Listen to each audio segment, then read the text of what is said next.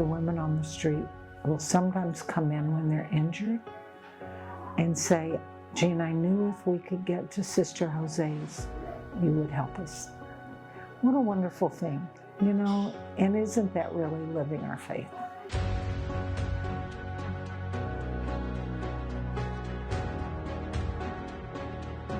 If you are insufficient with housing or clothing or food, you're not on a survival level. And so you spend your days looking for survival, and that's where we come in, then to provide those needs, to help them meet their survival needs. That's not enough, but it is our basic step.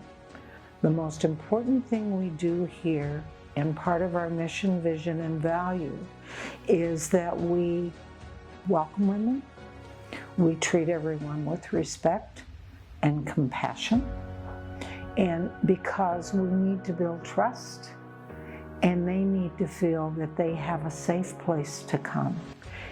If you don't feel safe, you're not going to reach out for help. It takes a while sometimes to build that trust, but the women here feel part of a community. In my terms, what I hear often from people who visit or from the guests is that they feel a presence here. And that presence is love. And isn't that what our faith is about? Sister Jose Women's Center was started in 2009 and named after Sister Mary Jose Habde, who was a Franciscan nun who really worked her entire life to meet the needs of the poor. She was Native American and her life was dedicated to the poor. I was out on a soup patrol out of Most Holy Trinity and discovered that women did not have a place to go, homeless women at night. Men did. It was run by a Franciscan Brother David. And so I asked Brother David to help me get started just for that year to really try to help the women who were left out. Silly as I was, I thought there was very few homeless women. So I rented a tiny house. It was 750 square feet. What we discovered very quickly is that that was not enough space. So in 2017, we opened this warehouse. It is 9,000 square feet. It's very large, but every inch is used now.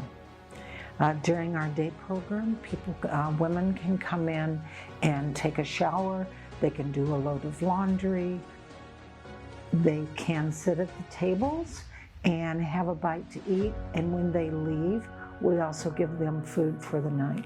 We've expanded our nights so that I can have 40 people staying on mats. And we help them then begin to think about how to move forward. If it's respite and they just need a couple of nights and that's all they need, we're happy to give them that. If they are beginning to feel like they need to move forward, they need to try something different, they don't know how, we come up with a plan with our case aides, and then we work with them to help them move forward. We've helped women be housed. I think we're close to 70 women in the last year and a half for being housed, helping them move forward. Then we try hard to help them find them safety, find them medical help if they need that. We provide clothing. And the other thing I need to tell you is we're the only shelter in town right now that allows pets. And that's really important to women in particular. If you're in the park or a bus bench and you doze off, that little dog is going to bark and alert you that someone's coming up to you. The streets are very violent, as we all know. And so many times the women need to find ways to escape from violence. And the little dogs help protect them. So we always welcome the dogs. I love volunteers. We cannot survive without the donations and without having volunteers. I just so enjoy seeing youth come in from the parishes because they're learning the plight of women. We all tend to think that they're young and drug addicted and so on and so forth, and that's not the case. Each woman here has an individual story that life has taken her on a different journey. Just in the last 2 or 3 months, I am astonished by the number of new people who arrive. It's just amazing how many people are really on the street, are going to the street. And right now in our community, the homeless population is really growing. Fastest growing population are women and women with children. We started calling ourselves sisters, and we called our guests sisters a lot. So Sisters Helping Sisters just became a logo that we move forward with. Having a community in which they can come to, feel safe, to begin to let some of that emotion out really works. Men tend to be sort of by themselves, but women really are community people. And we need that community to help them in everything they do.